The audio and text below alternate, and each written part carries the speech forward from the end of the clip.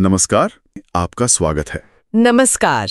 आज हमारे पास कुछ बहुत ही कमाल के सोर्सेज हैं जो इनोवेशन, साइंस और दुनिया की बड़ी चुनौतियों से लेकर मतलब इंसानियत के भविष्य तक पर रोशनी डालते हैं। हाँ। आज का हमारा मिशन है ये समझना कि कैसे एक बच्चे के स्कूल प्रोजेक्ट से लेकर दुनिया की सबसे बड़ी इकोनॉमीज के फैसलों तक हर चीज आपस में जुड़ी हुई है। और मुझे लगता है सबसे दिलचस्प बात यह है कि ये बदलाव किसी एक जगह से नहीं आ रहे। सही बात है। ऐसा नहीं है कि सारी इनोवेशन सिलिकॉन वैली में हो रही हैं। आज हम देखेंगे कि ये स्कॉटलैंड के एक खेत से लेकर भारत के क्लासरूम तक हर जगह हो रही है। बिल्कुल। तो इसी पॉजिटिव एनर्जी के साथ शुरू करते हैं। हमारी पहली कहानी भविष्य की उम्मीद से भरी है और ये सीधे स्पेस से जुड़ी है। अच्छा। नासा और फेयरचाइल्ड ट्रॉपिकल बोटैनिक गार्डन का एक प्रोग्राम है, ग्रोइंग बियॉन्ड अर्थ। हाँ, मैंने सुना है इसके बारे में। उसने हाल ही में अपने 10 साल पूरे किए हैं और इस मौके पर दुनिया भर के 71 स्कूलों के करीब 1250 बच्चों ने नासा के टॉप साइंटिस्ट से सीधे बात की। अरे वाह! ये बच्चे असल में नासा की मदद कर रहे हैं। और ये कोई मतलब छोटा मोटा स्कूल का साइंस फेयर प्रोजेक्ट नहीं है, ये असली R&D है। हाँ, पिछले 10 सालों में 1,20,000 से ज्यादा बच्चे 250 से ज्यादा पौधों की किस्मों पर एक्सपेरिमेंट कर चुके हैं। 1,20,000? हाँ, ये बच्चे पता लगा रहे हैं कि चांद और मंगल पर लंबे मिशन के लिए कौन सी सब्जियां सबसे अच्छी उगेंगी। सोचिए, 5 किस्में तो इंटरनेशनल स्पेस स्टेशन पर उगाई भी जा चुकी हैं। वाह! मतलब ये बच्चे मंगल ग्रह के लिए मेन्यू डिजाइन कर रहे हैं। एक तरह से हाँ। ये जानना कितना मोटिवेट करता होगा कि आपका उगाया हुआ सलाद शायद कोई एस्ट्रोनॉट खा रहा हो। बिल्कुल। ये तो सिर्फ पढ़ाई नहीं बल्कि सीधे मिशन का हिस्सा बनना है। यही तो नासा के साइंस एक्टिवेशन प्रोग्राम का कमाल है। ये साइंस को किताबों से निकालकर असली जिंदगी से जोड़ता है। जब एक स्टूडेंट को लगता है कि वो मानवता को एक क्या कहते हैं मल्टी प्लैनेटरी स्पीशीज बनाने में मदद कर रहा है, उसके जो साइंस सिर्फ एक सब्जेक्ट नहीं रहता। हाँ, एक जुनून बन जाता है। ये तो भविष्य की बात हुई, लेकिन आज हमारी धरती पर भी कुछ लोग कमाल के आइडियाज के साथ सिस्टम को बदल रहे हैं। चलिए स्कॉटलैंड चलते हैं। ओके। वहां डेविड फिनले नाम के एक किसान हैं जो डेयरी फार्मिंग के सालों पुराने तरीकों को चुनौती दे रहे हैं। पारंपरिक डेयरी फार्मिंग में क्या होता है? बछड़े को पैदा होने के 24 घंटे के अंदर ही मां से अलग कर दिया जाता है। बिल्कुल, जो कि जानवरों और इंसानों दोनों के लिए काफी दर्दनाक प्रक्रिया है। बहुत ज्यादा। लेकिन फिनले ने इसका उल्टा किया। उन्होंने फैसला किया कि वो गाय और बछड़े को 5 से 6 महीने तक साथ रखेंगे। ये सुनने में बहुत अच्छा लगता है, पर बिजनेस के लिहाज से तो ये बहुत बड़ा रिस्क था। बहुत बड़ा। शुरू में उनके पास बेचने के लिए दूध ही नहीं बचता था और वो मतलब लगभग दिवालिया होने की कगार पर पहुंच गए थे। लेकिन फिर कुछ ऐसा हुआ जिसकी किसी ने उम्मीद नहीं की थी। हाँ, यहीं से कहानी पलट जाती है। इसमें जो आकर्षक बात है वो ये है कि ये सिर्फ जानवरों की भलाई का मामला नहीं रहा, बल्कि एक बेहतर बिजनेस मॉडल बन गया। बिल्कुल। जब उन्होंने अपने सिस्टम को ठीक किया तो नतीजे हैरान करने वाले थे। उनकी गायें अब 25% ज्यादा दूध दे रही थीं। 25% ज्यादा? ये कैसे मुमकिन हुआ? इसके पीछे की साइंस बहुत दिलचस्प है। जब गाय अपने बछड़े के साथ रहती है तो वो कम तनाव में और ज्यादा खुश रहती है। अच्छा। इससे उसके शरीर में ऑक्सीटोसिन, जिसे लव हार्मोन भी कहते हैं, ज्यादा बनता है और ऑक्सीटोसिन का सीधा संबंध दूध उत्पादन से है। मतलब करुणा असल में फायदेमंद हो सकती है। हाँ, ये पूरी डेयरी इंडस्ट्री के लिए एक सबक है कि जानवरों की भलाई और बिजनेस का मुनाफा एक दूसरे के खिलाफ नहीं बल्कि साथ साथ चल सकते हैं। वाह! चलिए अब कुछ पुरानी और मुश्किल समस्याओं के नए समाधानों पर आते हैं। इलायची, जिसे मसालों की रानी कहते हैं, उगाने में सबसे मुश्किल फसलों में से एक मानी जाती है। हाँ, इसका पौधा बहुत नाजुक होता है। जरा सा मौसम बदला या कीड़े लगे और पूरी फसल बर्बाद। और पिछले साल यही हुआ। केरला और ग्वाटेमाला, जो दुनिया के सबसे बड़े इलायची उत्पादक हैं, वहां खराब मौसम ने तबाही मचा दी। और नतीजा? कीमतें आसमान छूने लगी। हाँ, 70% तक बढ़ गईं। और यहीं पर टेक्नोलॉजी किसानों की मदद के लिए आगे आ रही है। तो ये टेक्नोलॉजी कर क्या रही है?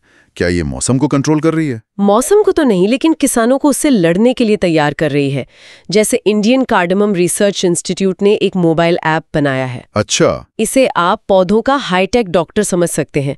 ये किसानों को बताता है कि उनकी मिट्टी में किस चीज की कमी है, कौन सी बीमारी लगने का खतरा है और उससे कैसे बचें। और इसके अलावा वैज्ञानिक ऐसी किस्में बना रहे हैं जो ज्यादा गर्मी या कम बारिश झेल सकें। और एक ग्राम्या नाम का सोशल एंटरप्राइज भी है। हाँ, मैंने उसके बारे में पढ़ा। वो भी एक बेहतरीन उदाहरण है। इलायची तोड़ने के बाद उसे सुखाना एक बहुत जरूरी स्टेप है।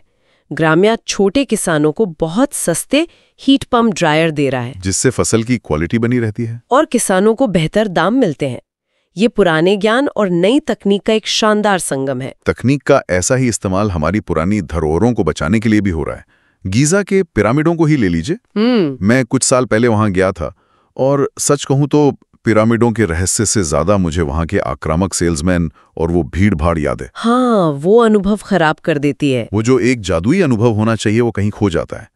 और मिस्र में इस साल करीब 1.25 करोड़ टूरिस्ट आने की उम्मीद है, और 2030 तक उनका लक्ष्य 3 करोड़ टूरिस्ट का है। अगर मैनेजमेंट ठीक नहीं हुआ तो वो जगह अपना आकर्षण पूरी तरह खो देगी। तो वो कर क्या रहे हैं? मिस्र की सरकार ने एक बड़ा रिवैम्प प्लान शुरू किया है। अगर हम इसे बड़ी तस्वीर से जोड़कर देखें तो ये सिर्फ भीड़ कम करने के बारे में नहीं है, बल्कि अनुभव को बेहतर बनाने के बारे में है। जैसे कि क्या-क्या बदल रहा है वहां? काफी कुछ। एक नया शानदार एंट्रेंस बनाया जा रहा है, मकबरों को रिस्टोर किया जा रहा है, और सबसे बड़ी बात, क्या? साइट के अंदर घूमने के लिए पर्यावरण के अनुकूल इलेक्ट्रिक बसें होंगी। ऊंट और घोड़ों की सवारी को भी धीरे धीरे खत्म किया जा रहा है। अच्छा, ये तो जानवरों की भलाई के लिए एक बड़ा कदम है। बहुत बड़ा। ये सस्टेनेबल टूरिज्म की एक बढ़िया मिसाल है। मकसद दोहरा है, एक तो अपनी विरासत को आने वाली पीढ़ियों के लिए बचाना, और दूसरा, जो पर्यटक आज आ रहे हैं उनका अनुभव यादगार बनाना। बिल्कुल। चलिए अब एक ऐसी खोज पर आते हैं जिसने मुझे सच में चौंका दिया। 1 मिनट, मतलब मैंने तो स्कूल में कुछ और ही पढ़ा था।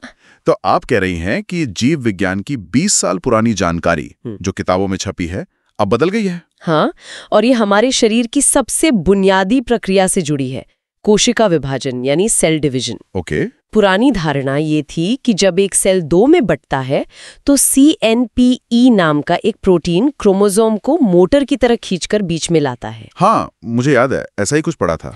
लेकिन जाग्रेब के रुडिर बोस्कोविच इंस्टीट्यूट के वैज्ञानिकों ने पाया है कि ऐसा नहीं है। ये प्रोटीन खींचता नहीं, बल्कि एक स्टेबलाइजर का काम करता है। स्टेबलाइजर? मतलब? इसे ऐसे समझिए जैसे किसी तंबू को खड़ा करना हो।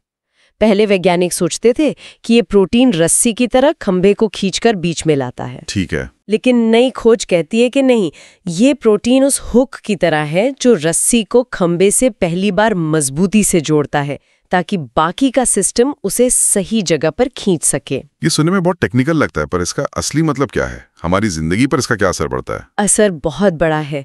हमारे शरीर में हर सेकंड लाखों सेल विभाजित होते हैं। अगर इस प्रक्रिया में जरा सी भी गड़बड़ हो जाए तो क्रोमोसोम गलत जगह जा सकते हैं, और इसी गड़बड़ी से कैंसर, बांझपन और डाउन सिंड्रोम जैसी कई बीमारियां होती हैं। ओहो।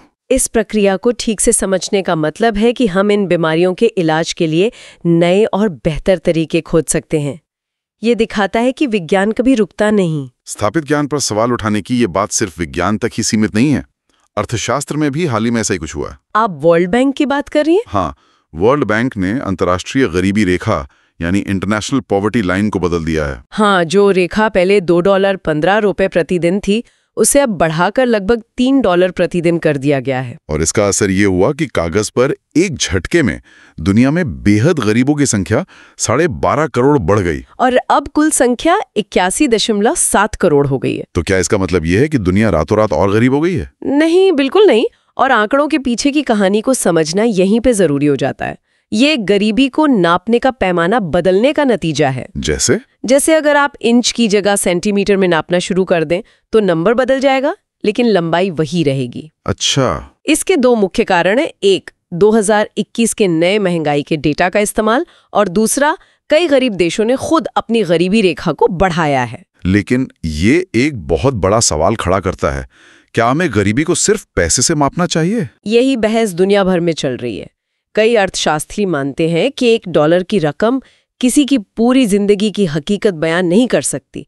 क्या आपके पास साफ पानी है? क्या आपके बच्चे स्कूल जा पाते हैं? ये सवाल भी उतने ही जरूरी है। बिल्कुल।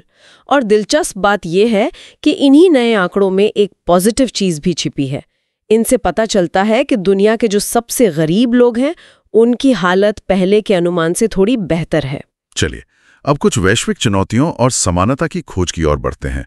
यहाँ हमें मिली जानकारी को निष्पक्ष रूप से देखना होगा। हाँ। पहला मामला यूक्रेन युद्ध से जुड़ा है, जहां अमेरिका के राष्ट्रपति ट्रंप ने शांति के लिए एक 28 सूत्रीय योजना पेश की है। ये एक बहुत ही जटिल स्थिति है। योजना की मुख्य शर्तें हैं कि यूक्रेन को पूरे डॉनबास क्षेत्र पर अपना दावा छोड़ना होगा, अपनी सेना को बहुत छोटा करना होगा और ये मानना होगा कि वो कभी नेटो में शामिल नहीं होगा। हाँ, ये यूक्रेन के राष्ट्रपति ज़ेलेंस्की को एक बहुत ही मुश्किल दुविधा में डाल देता है। देश की संप्रभुता और दूसरी तरफ युद्ध खत्म करने की जरूरत। बिल्कुल, दोनों ही रास्तों पर बहुत बड़े जोखिम हैं।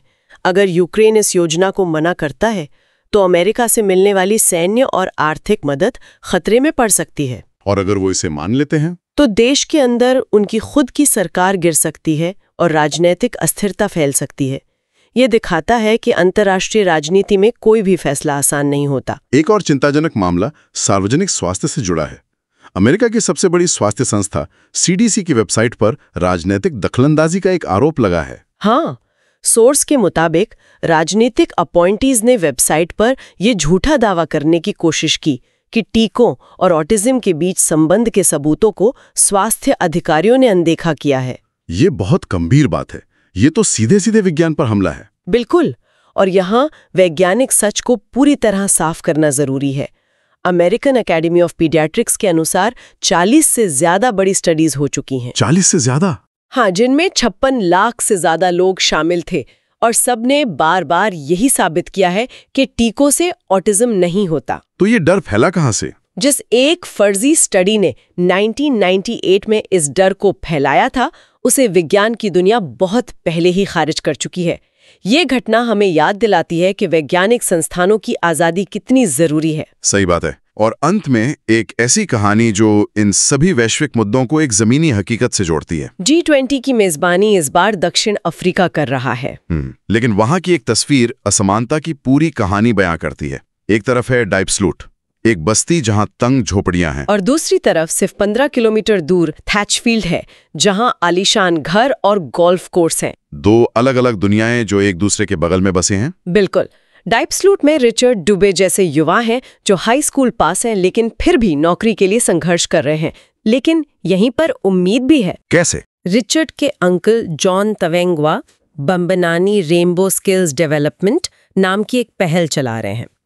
वो समुदाय के लोगों को मैकेनिकल काम, बढ़ाईगिरी और खेती जैसे हुनर सिखाते हैं ताकि वो अपने पैरों पर खड़े हो सके। हाँ, ये छोटी सी कोशिश उस वैश्विक चुनौती को दिखाती है जिसके बारे में नोबेल पुरस्कार विजेता अर्थशास्त्री जोसेफ स्टिग्लिट्ज ने कहा था। क्या कहा था उन्होंने? हमने असमानता की ऐसी पराकाष्ठा बना दी है जो नैतिक रूप से निंदनीय होनी चाहिए। जब दुनिया के सबसे ताकतवर नेता G20 के लिए दक्षिण अफ्रीका में इकट्ठा होते हैं तो डाइप्सलूट की यह हकीकत उन्हें याद दिलाती है कि इस असमानता को दूर करना कितना जरूरी है। तो इन सब का आखिर मतलब क्या है? आज हमने अंतरिक्ष में पौधे उगाने वाले बच्चों की उम्मीद से लेके धरती पर असमानता की गहरी खाई तक का सफर किया। हमने एक किसान को देखा जो अपनी गायों के साथ एक नया दयालु रिश्ता बना रहा है, एक वैज्ञानिक को जो हमारी अपनी कोशिकाओं के रहस्य को सुलझा रहा है, और एक आम आदमी को जो अपने समुदाय को हुनर सिखा रहा है। ये सभी कहानियां एक ही धागे से बंधी हैं। ये दिखाती हैं कि लोग हर स्तर पर एक बेहतर, न्यायपूर्ण और टिकाऊ दुनिया बनाने की कोशिश कर रहे हैं। और यहीं पर श्री PR सरकार का एक विचार बहुत प्रासंगिक हो जाता है। उन्होंने कहा था, जिन सभी देशों में आज लोकतंत्र का चलन है वहां लोगों को ये विश्वास दिलाया गया है कि राजनीतिक लोकतंत्र से बेहतर कोई व्यवस्था नहीं है। राजनीतिक लोकतंत्र ने निस्संदेह मतदान का अधिकार दिया है, लेकिन इसने आर्थिक समानता का अधिकार छीन लिया है।